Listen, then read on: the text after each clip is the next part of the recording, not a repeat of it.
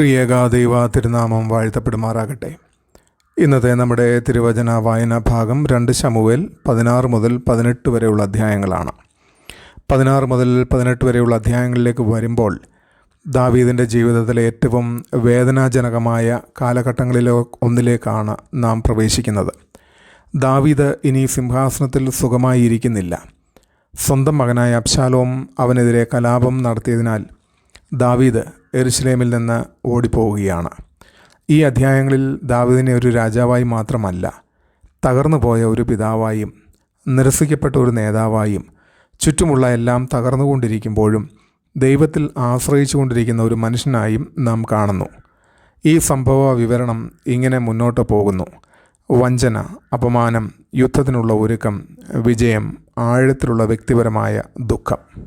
16-ാം അധ്യായത്തിൽ ദാവീദ് യെരുശലേമിൽ നിന്ന് പുറപ്പെടുമ്പോൾ പല കാര്യങ്ങളും സംഭവിക്കുന്നു എന്ന് നമുക്ക് മനസ്സിലാക്കി തരുന്നു. മെഫിബോശേത്തിൻ്റെ ദാസനായ സീബ കഴുതകളും അപ്പവും ഉണക്കമുന്തിരിയും മറ്റ് ഭക്ഷണസാധനങ്ങളുമായി ദാവീദിൻ്റെ അടുക്കൽ വരുന്നു. എന്നാൽ മെഫിബോശേത്തിനെക്കുറിച്ച് അവൻ ദാവീദിനൊരു മോശമായ റിപ്പോർട്ടും നൽകുന്നു. അതിനുശേഷം ശൗലിൻ്റെ കുടുംബത്തിൽപ്പെട്ട ശിമെയി വന്ന് ദാവീദിനെ ശപിക്കുന്നു. അവൻ ദാവീദിൻ്റെ നേരെ കല്ലെറിയുകയും രക്തപാതകിയായ മനുഷ്യനെന്ന് കുറ്റപ്പെടുത്തുകയും ചെയ്യുന്നു. ദാവീദിൻ്റെ ആളുകൾ ശിമെയിയെ നിശബ്ദനാക്കാൻ ആഗ്രഹിക്കുന്നു. എന്നാൽ ദാവീദ് പറയുന്നു, അവനെ വിടുവീൻ, അവൻ ശപിക്കട്ടെ. യഹോവ അവനോട് അരുളി ചെയ്തിരിക്കുന്നു. ദാവീദ് ഉടനെ തന്നെ എല്ലാ ആരോപണങ്ങൾക്കും തിരിച്ചടിയായി പ്രതികരിക്കുന്നില്ല. അതിനുശേഷം അബ്ശാലോം യെരുശലേമിൽ പ്രവേശിക്കുന്നു. ഒരിക്കൽ ദാവീദിൻ്റെ വിശ്വസ്തനായിരുന്ന അഹീഥോഫേൽ ഇപ്പോൾ അബ്ശാലോമിൻ്റെ ഉപദേഷ്ടാവായി മാറുന്നു. ഇത് ദാവീദിന് പ്രത്യേകിച്ച് വേദനാജനകമായിരുന്ന ഒരു അനുഭവമായിരുന്നു. കാരണം അഹീഥോഫേലിൻ്റെ ആലോചന വളരെ ജ്ഞാനപൂർണമായി കണക്കാക്കപ്പെട്ടിരുന്നു. അങ്ങനെ ദാവീദ് ഒരേ സമയം പല വേദനകളും അനുഭവിക്കുന്നു: രാഷ്ട്രീയ സഖ്യത്തിൻ്റെ വഞ്ചന, ശത്രുക്കളുടെ അപമാനം, സ്വന്തം മകൻ്റെ കലാപം, വിശ്വസ്തരായിരുന്നവരുടെ മാറിപ്പോകൽ. 2 ശമൂവേൽ 17 വരുമ്പോൾ അഹീഥോഫേൽ അബ്ശാലോമിന് വളരെ തന്ത്രപരമായ ഒരു പദ്ധതി നൽകുന്നു. ദാവീദ് ക്ഷീണിതനും ദുർബലനുമായിരിക്കുമ്പോൾ തന്നെ അവനെ പിന്തുടർന്ന് ആക്രമിക്കണം എന്നാണ് അവൻ്റെ നിർദ്ദേശം. മാനുഷികമായി നോക്കുമ്പോൾ അത് വളരെ മികച്ച ഒരു സൈനിക തന്ത്രമായിരുന്നു. എന്നാൽ അബ്ശാലോം ദാവീദിൻ്റെ സുഹൃത്തായ ഹൂശായിയോടും അഭിപ്രായം ചോദിക്കുന്നു. ഹൂശായി മറ്റൊരു പദ്ധതി അവതരിപ്പിക്കുന്നു. അബ്ശാലോമിൻ്റെ അഭിമാനത്തെ ഉണർത്തിക്കൊണ്ട് വലിയൊരു സൈന്യത്തെ ശേഖരിച്ച് പിന്നീട് ആക്രമിക്കുന്നതാണ് നല്ലതെന്ന് അവനെ വിശ്വസിപ്പിക്കുന്നു. ഇവിടെ ഈ അധ്യായത്തിലെ വലിയൊരു ആത്മീയ സത്യം നാം കാണുന്നു. ദൈവത്തിൻ്റെ ഉദ്ദേശം നിറവേറ്റുന്നതിനായി ദൈവത്തിന് മനുഷ്യൻ്റെ ജ്ഞാനത്തെ തന്നെ പരാജയപ്പെടുത്താൻ കഴിയും. അഹീഥോഫേലിൻ്റെ നല്ല ആലോചനയെ പരാജയപ്പെടുത്താൻ യഹോവ നിശ്ചയിച്ചിരുന്നു എന്ന വചനം പറയുന്നു. അതേസമയം ഹൂശായി രഹസ്യമായി വിവരം ദാവീദിനെ അറിയിക്കുന്നു. തുടർന്ന് ദാവീദും കൂടെയുള്ള ജനങ്ങളും യോർദാൻ കടക്കുന്നു. തൻ്റെ ആലോചന അംഗീകരിക്കപ്പെട്ടില്ലെന്ന് മനസ്സിലാക്കിയ അഹീഥോഫേൽ വീട്ടിലേക്ക് മടങ്ങി തൻ്റെ കാര്യങ്ങൾ ക്രമപ്പെടുത്തി ആത്മഹത്യ ചെയ്യുന്നു. ഈ അധ്യായം നമ്മെ ഓർമ്മിപ്പിക്കുന്നത് ദൈവമില്ലാത്ത മാനുഷിക ജ്ഞാനത്തിന് വിജയം ഉറപ്പാക്കാൻ കഴിയില്ല എന്നുള്ളതാണ്. ശമൂവേൽ 18-ാമത്തെ അധ്യായത്തിലേക്ക് വരുമ്പോൾ ദാവീദ് തൻ്റെ സൈന്യത്തെ ക്രമീകരിച്ച് യുദ്ധത്തിനായി തയ്യാറാകുന്നു. എന്നാൽ അവൻ്റെ ഹൃദയം വെളിപ്പെടുത്തുന്ന ഒരു നിർദ്ദേശമുണ്ട്: യുവാവായ അബ്ശാലോമിനോട് എൻ്റെ നിമിത്തം സാവധാനമായി പെരുമാറുവീൻ. അബ്ശാലോം ദാവീദിനെതിരെ കലാപം നടത്തിയെങ്കിലും ദാവീദ് ഇപ്പോഴും അവനെ തൻ്റെ മകനായി സ്നേഹിക്കുന്നു. യുദ്ധം എഫ്രൈം വനത്തിൽ നടക്കുന്നു. ദാവീദിൻ്റെ സൈന്യം അബ്ശാലോമിൻ്റെ സൈന്യത്തെ പരാജയപ്പെടുത്തുന്നു. അബ്ശാലോം ഒരു കരുവേലകത്തിൻ്റെ കീഴിലൂടെ കഴുതപ്പുറത്ത് കടന്നു പോകുമ്പോൾ അവൻ്റെ മുടി കൊമ്പുകളിൽ കുരുങ്ങുകയും അവൻ അവിടെ തൂങ്ങിക്കിടക്കുകയും ചെയ്യുന്നു. ഒടുവിൽ യോവാബ് അബ്ശാലോമിനെ കൊല്ലുന്നു. അബ്ശാലോമിൻ്റെ മരണവാർത്ത ദാവീദ് കേൾക്കുമ്പോൾ അവൻ തകർന്നു പോകുന്നു. തിരുവഴുത്തിലെ ഏറ്റവും വികാരഭരിതമായ വാക്കുകളിലൊന്നായി അവൻ്റെ നിലവിളി മാറുന്നു: എൻ്റെ മകനായ അബ്ശാലോമേ, എൻ്റെ മകനെ, എൻ്റെ മകനായ അബ്ശാലോമേ. അവൻ വീണ്ടും പറയുന്നു: അബ്ശാലോമേ, എൻ്റെ മകനെ, എൻ്റെ മകനെ, നിനക്ക് പകരം ഞാൻ മരിച്ചിരുന്നെങ്കിൽ കൊള്ളായിരുന്നു. ദാവീദ് യുദ്ധത്തിൽ വിജയിച്ചു. എന്നാൽ ആ വിജയം അവന് തോൽവി പോലെ തോന്നി. കാരണം അവന് തൻ്റെ മകനെ നഷ്ടപ്പെട്ടു. ഈ അധ്യായങ്ങൾ നമ്മെ പഠിപ്പിക്കുന്ന ആത്മീയ സത്യങ്ങൾ: ഒന്നാമതായി, ദൈവത്തിൻ്റെ ദാസന്മാർക്കും നിരസിക്കപ്പെടലിൻ്റെ കാലങ്ങളിലൂടെ കടന്നു പോകേണ്ടി വരാം. ദാവീദ് ദൈവത്താൽ തിരഞ്ഞെടുക്കപ്പെട്ട രാജാവായിരുന്നു. എന്നിട്ടും അവൻ അനുഭവിച്ചത് വഞ്ചനയും തിരസ്കരണവും തെറ്റായ ആരോപണങ്ങളും അപമാനവും കുടുംബ പ്രശ്നങ്ങളും രാഷ്ട്രീയമായുള്ള എതിർപ്പും വ്യക്തിപരമായുള്ള ദുഃഖവുമായിരുന്നു.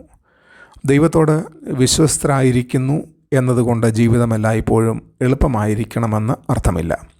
ചിലപ്പോൾ ദൈവത്തിൻ്റെ ജനങ്ങൾ താഴ്വരകളിലൂടെ കടന്നു പോകുന്നത് ദൈവം അവരെ ഉപേക്ഷിച്ചതുകൊണ്ടല്ല, ആ താഴ്വരയിലൂടെയും ദൈവം തൻ്റെ പ്രവർത്തനം നടത്തിക്കൊണ്ടിരിക്കുന്നതിനാലാണ്. ദാവീദിന് കൊട്ടാരം നഷ്ടപ്പെട്ടു, പക്ഷേ ദൈവത്തെ നഷ്ടപ്പെട്ടില്ല. രണ്ടാമതായി, ചില ആരോപണങ്ങൾ ദൈവത്തിൻ്റെ കൈകളിൽ ഏൽപ്പിക്കാൻ ദാവീദ് പഠിച്ചു. ശിമെയി ദാവീദിനെ ശപിച്ചപ്പോൾ ദാവീദിന് കോപത്തോടെ പ്രതികരിക്കാമായിരുന്നു. എന്നാൽ അവൻ പറഞ്ഞു, ഒരുപക്ഷെ ഇന്ന് അവൻ്റെ ശാപത്തിന് പകരം യഹോവ എനിക്ക് നന്മ നൽകും. ഇത് ആത്മീയ പക്വതയാണ്. നമ്മെക്കുറിച്ചുള്ള എല്ലാ വിമർശനങ്ങൾക്കും നാം മറുപടി പറയേണ്ടതില്ല. എല്ലാ ആരോപണങ്ങൾക്കും നാം സ്വയം പ്രതിരോധിക്കേണ്ടതുമില്ല. ചിലപ്പോൾ ഏറ്റവും ശക്തമായ പ്രതികരണം ദൈവത്തിന് സത്യമറിയാം, ഞാൻ അത് അവൻ്റെ കൈകളിൽ ഏൽപ്പിക്കുന്നു എന്നതാണ്. ചില യുദ്ധങ്ങൾ നാം വാക്കുകളാലല്ല, നമ്മുടെ വിനയത്താൽ ജയിക്കുന്നു. മൂന്നാമതായി, ദൈവത്തിന് ശത്രുവിൻ്റെ ആലോചനയെപ്പോലും നിഷ്ഫലമാക്കുവാൻ കഴിയും. അഹീത്തോഫേൽ ബുദ്ധിമാനും പരിചയസമ്പന്നനുമായിരുന്നു. അവൻ്റെ തന്ത്രം സൈനികമായി വളരെ ശക്തമായിരുന്നു. എന്നാൽ ദൈവത്തിൻ്റെ ഉദ്ദേശം അഹീത്തോഫേലിൻ്റെ ജ്ഞാനത്തേക്കാൾ വലിയതായിരുന്നു. നമ്മുടെ സാഹചര്യങ്ങൾ പൂർണ്ണമായും നമുക്കെതിരാണെന്ന് തോന്നുമ്പോൾ ഇത് നമ്മെ ധൈര്യപ്പെടുത്തണം. മനുഷ്യർ പദ്ധതികൾ ആസൂത്രണം ചെയ്തേക്കാം, ശത്രുക്കൾ തന്ത്രങ്ങൾ ഒരുക്കിയേക്കാം, വാതിലുകൾ അടഞ്ഞതായി തോന്നിയേക്കാം. എന്നാൽ മനുഷ്യൻ്റെ ഒരു പദ്ധതിക്കും ദൈവത്തിൻ്റെ പരമാധികാരമുള്ള ഉദ്ദേശത്തെ അവസാനം പരാജയപ്പെടുത്താൻ കഴിയില്ല. സദൃശവാക്യങ്ങൾ 19:21 പറയുന്നു, മനുഷ്യൻ്റെ ഹൃദയത്തിൽ അനേകം ആലോചനകളുണ്ടെങ്കിലും യഹോവയുടെ ആലോചന തന്നെ നിവൃത്തിയാകും. നാലാമതായിട്ട്, ദാവീദിൻ്റെ ഏറ്റവും വലിയ വേദന സിംഹാസനം നഷ്ടപ്പെട്ടതല്ല, മകനെ നഷ്ടപ്പെട്ടതാണ്. ഈ അധ്യായങ്ങളിലെ ഏറ്റവും ആഴമുള്ള പാഠങ്ങളിൽ ഒന്നാണിത്. ദാവീദ് ഒരു രാജാവായിരുന്നു, എന്നാൽ രാജാവാകുന്നതിന് മുൻപ് അവനൊരു പിതാവായിരുന്നു. യെരുശലേം നഷ്ടപ്പെടുന്നത് അവന് സഹിക്കാനായി, അവനെ പരിഹസിക്കുന്നതും സഹിക്കാനായി, ജീവനു വേണ്ടി ഓടിപ്പോകുന്നതും സഹിക്കാൻ അവന് സാധിച്ചു. എന്നാൽ അബ്ശാലോം മരിച്ചു എന്ന വാർത്ത കേട്ടപ്പോൾ അവൻ്റെ ഹൃദയം തകർന്നു. ഇത് നമ്മെ ഓർമ്മിപ്പിക്കുന്നത് ശുശ്രൂഷയിലോ ജോലിയിലോ നേതൃത്വത്തിലോ സ്ഥാനത്തിലോ ലഭിക്കുന്ന വിജയം ഒരിക്കലും മനുഷ്യബന്ധങ്ങൾക്ക് പകരമാകരുത്. നമുക്കൊരു യുദ്ധം ജയിക്കാം, എന്നാൽ നമ്മുടെ ഹൃദയത്തിൽ ഏറ്റവും വിലപ്പെട്ട എന്തെങ്കിലും നഷ്ടപ്പെടുകയും ചെയ്യാം. ഇന്നത്തെ നമ്മുടെ ക്രിസ്തീയ ജീവിതത്തിലേക്കുള്ളതായ ആത്മീയ ചിന്തകൾ: 1. ആളുകൾ നമ്മെ തെറ്റിദ്ധരിക്കുമ്പോൾ ഉടനെ പ്രതികാരം ചെയ്യരുത്. നാം ജീവിക്കുന്നത് വളരെ വേഗത്തിൽ പ്രതികരിക്കുന്ന ഒരു ലോകത്തിലാണ്. ഒരു ആരോപണം വന്നാൽ ഉടൻ മറുപടി പറയുന്നു, ഒരു വിമർശനം വന്നാൽ ഉടൻ സ്വയം പ്രതിരോധിക്കുന്നു, ഒരു വാട്സാപ്പ് സന്ദേശം വന്നാൽ ഉടൻ പ്രതികരിക്കുന്നു. എന്നാൽ ദാവീദ് നമ്മെ പഠിപ്പിക്കുന്നത് എല്ലാ ആരോപണത്തിനും മറുപടി ആവശ്യമില്ല. ചിലപ്പോൾ മൗനവും പ്രാർത്ഥനയും ദൈവത്തിലുള്ള വിശ്വാസവും ഒരു നീണ്ട വിശദീകരണത്തെക്കാൾ ശക്തമാണ്. 2. കുടുംബത്തിൽ ബുദ്ധിമുട്ടുകൾ ഉണ്ടാകുമ്പോൾ സ്നേഹം അവസാനിപ്പിക്കരുത്. അബ്ശാലോം തെറ്റ് ചെയ്തു, അവൻ്റെ കലാപം ഗുരുതരമായിരുന്നു. എന്നിട്ടും ദാവീദ് അവനെ സ്നേഹിച്ചുകൊണ്ടിരുന്നു. ഇതിനർത്ഥം നാം തെറ്റായ പെരുമാറ്റത്തെ അംഗീകരിക്കണം എന്നല്ല. ക്രിസ്തീയ സ്നേഹം തിന്മയെ നന്മ എന്ന് വിളിക്കുന്നതല്ല. തെറ്റ് തിരുത്തേണ്ടി വന്നാലും സ്നേഹം നിലനിൽക്കണം. ഇന്ന് മുറിവുകളും തെറ്റിദ്ധാരണകളും അഹങ്കാരവും കാരണം സംസാരിക്കാതിരിക്കുന്ന കുടുംബങ്ങൾ അനേകമാണ്. ഈ അധ്യായങ്ങൾ നമ്മോട് ചോദിക്കുന്നു, സത്യത്തിൽ ഉറച്ചു നിൽക്കുമ്പോഴും സ്നേഹം നഷ്ടപ്പെടാതെ നിൽക്കാൻ നമുക്ക് കഴിയുമോ? 3. മനുഷ്യജ്ഞാനത്തിൽ മാത്രം ആശ്രയിക്കരുത്. അഹീത്തോഫേലിന് വലിയ ജ്ഞാനമുണ്ടായിരുന്നു, എന്നാൽ അവസാനം അവൻ്റെ ആലോചന പരാജയപ്പെട്ടു. നമുക്ക് വിദ്യാഭ്യാസവും അനുഭവവും മറ്റുള്ളവരുടെ ഉപദേശവും ആസൂത്രണവും ആവശ്യമാണ്. എന്നാൽ അതിനുമപ്പുറം നമുക്ക് ദൈവത്തിൻ്റെ ജ്ഞാനം ആവശ്യമാണ്. ഒരു പ്രധാന തീരുമാനം എടുക്കുന്നതിന് മുൻപ് ഒരു ക്രിസ്ത്യാനിയുടെ ചോദ്യം ഏതാണ് ഏറ്റവും നല്ല തന്ത്രം എന്നത് മാത്രമാകരുത്, അതോടൊപ്പം ഏതാണ് ദൈവത്തിൻ്റെ ഇഷ്ടം എന്നുള്ളതാണ്. 4. പരിചിതമായ എല്ലാം നഷ്ടപ്പെടുമ്പോഴും ദൈവത്തിന് നമ്മെ നിലനിർത്താൻ കഴിയും. ദാവീദിന് തൻ്റെ കൊട്ടാരം നഷ്ടപ്പെട്ടു, സുരക്ഷയുടെ ബോധം നഷ്ടപ്പെട്ടു, അനിശ്ചിതത്വം അവനെ ചുറ്റിപ്പറ്റി. എന്നാൽ ദൈവം അവൻ്റെ അടുക്കൽ ഹൂശായി, ഇത്ഥായി, സാദോക്, അബ്യാഥാർ തുടങ്ങിയവരെയും മറ്റ് പലരെയും എഴുന്നേൽപ്പിച്ചു. പ്രയാസകരമായ കാലഘട്ടങ്ങളിലൂടെ കടന്നു പോകുമ്പോൾ നാം ചിന്തിച്ചേക്കാം, ഞാൻ ഒറ്റയ്ക്കാണ്. എന്നാൽ ശരിയായ സമയത്ത് ദൈവത്തിന് ശരിയായ ആളുകളെ നമ്മുടെ ജീവിതത്തിലേക്ക് കൊണ്ടുവരാൻ കഴിയും. ആരും നമ്മോടൊപ്പം ഇല്ലാത്തപ്പോഴും ദൈവം തന്നെയാണ് നമ്മോടൊപ്പം ഉള്ളത്. 5. പരിഹരിക്കപ്പെടാത്ത കലാപത്തിൻ്റെ പരിണത ഫലങ്ങളെക്കുറിച്ച് ജാഗ്രത പുലർത്തണം. അബ്ശാലോമിൻ്റെ കലാപം യുദ്ധഭൂമിയിൽ ആരംഭിച്ചതല്ല, അത് ക്രമേണ വളർന്നു. അവൻ്റെ ഹൃദയത്തിൽ കയ്പുണ്ടായിരുന്നു. അഭിലാഷവും അഹങ്കാരവും ഉണ്ടായിരുന്നു. അവൻ ജനങ്ങളെ സ്വാധീനിക്കുകയും അവരുടെ ഹൃദയങ്ങൾ സ്വന്തമാക്കുകയും ചെയ്തു. അവസാനം ഹൃദയത്തിൽ ആരംഭിച്ച കാര്യം ഒരു ദേശീയ പ്രതിസന്ധിയായി മാറി. ഇത് നമുക്കുള്ള ശക്തമായ മുന്നറിയിപ്പാണ്. ഹൃദയത്തിൽ സഹിച്ചു വെക്കുന്ന പാപം ഒടുവിൽ ജീവിതത്തിൽ നാശകരമായ ഫലങ്ങളുണ്ടാക്കാം. കയ്പ് നേരത്തെ തന്നെ ദൈവത്തിൻ്റെ അടുക്കൽ കൊണ്ടുവരണം. അഹങ്കാരം നേരത്തെ തന്നെ സമർപ്പിക്കണം. ക്ഷമിക്കാത്ത മനസ്സ് നേരത്തെ തന്നെ ദൈവത്തിൻ്റെ മുൻപിൽ വയ്ക്കണം. ചെറിയതായി തോന്നുന്ന ഒരു ആത്മീയ വിഷം വളരാൻ അനുവദിച്ചാൽ അത് പിന്നീട് വലിയ നാശത്തിന് കാരണമാകാം. ഇന്ന് നമുക്ക് ധ്യാനിക്കുവാനായിട്ടുള്ളത്, എൻ്റെ സാഹചര്യങ്ങളെ നിയന്ത്രിക്കാൻ കഴിയാത്തപ്പോഴും എനിക്ക് ദൈവത്തിൽ വിശ്വസിക്കുവാൻ കഴിയുമോ?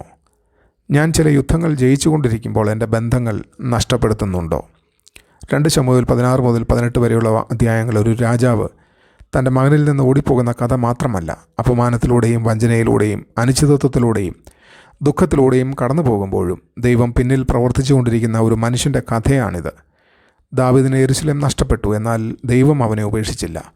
ദാവീദ് ശപിക്കപ്പെട്ടു, എന്നാൽ ദൈവം അവനോട് കൂടെ ഉണ്ടായിരുന്നു. ശത്രുക്കൾ പദ്ധതികൾ ആസൂത്രണം ചെയ്തു, എന്നാൽ ദൈവത്തിൻ്റെ ഉദ്ദേശം വിജയിച്ചു. ദാവീദ് യുദ്ധത്തിൽ വിജയിച്ചു, എന്നാൽ തൻ്റെ മകനെക്കുറിച്ചുള്ള ദുഃഖത്തിൽ അവൻ്റെ ഹൃദയം തകർന്നു. ഒരുപക്ഷേ ഈ അധ്യായങ്ങളിൽ ഏറ്റവും പ്രധാനപ്പെട്ട സന്ദേശം ഇതാണ്: ജീവിതം തകർന്നുകൊണ്ടിരിക്കുമ്പോൾ ദൈവം ഇല്ലാതായിരിക്കുന്നു എന്നല്ല അതിൻ്റെ അർത്ഥം. നമുക്ക് കാണാൻ കഴിയാത്ത രീതിയിൽ അവൻ പ്രവർത്തിച്ചു കൊണ്ടിരിക്കാം. അതുകൊണ്ട് നിരസിക്കപ്പെടുമ്പോൾ ദൈവത്തിൽ വിശ്വസിക്കുക. ആരോപിക്കപ്പെടുമ്പോൾ വിനയത്തോടെ നിൽക്കുക. അനിശ്ചിതത്വത്തിൽ ദൈവത്തിൻ്റെ ജ്ഞാനം അന്വേഷിക്കുക. കുടുംബവേദനയിൽ സ്നേഹം മുറുകെ പിടിക്കുക. ദൈവം എന്താണ് ചെയ്യുന്നതെന്ന് മനസ്സിലാകാത്തപ്പോൾ നമ്മുടെ സാഹചര്യങ്ങളെക്കാൾ ദൈവത്തിൻ്റെ ഉദ്ദേശങ്ങൾ വലുതാണെന്ന് ഓർക്കുക. 2 ശമൂവേൽ 16 മുതൽ 18 വരെയുള്ള അധ്യായങ്ങൾ നമ്മെ പഠിപ്പിക്കുന്നത്, യാത്രയിൽ നമുക്ക് പലതും നഷ്ടപ്പെടാം. എന്നാൽ ദൈവത്തിൽ വിശ്വാസം തുടർന്നുകൊണ്ടിരുന്നാൽ താഴ്വരയിലൂടെ നാം ഒരിക്കലും ഒറ്റയ്ക്ക് നടക്കേണ്ടി വരില്ല. ദൈവം നമ്മെ അവരെയും അനുഗ്രഹിക്കട്ടെ. ആമേൻ.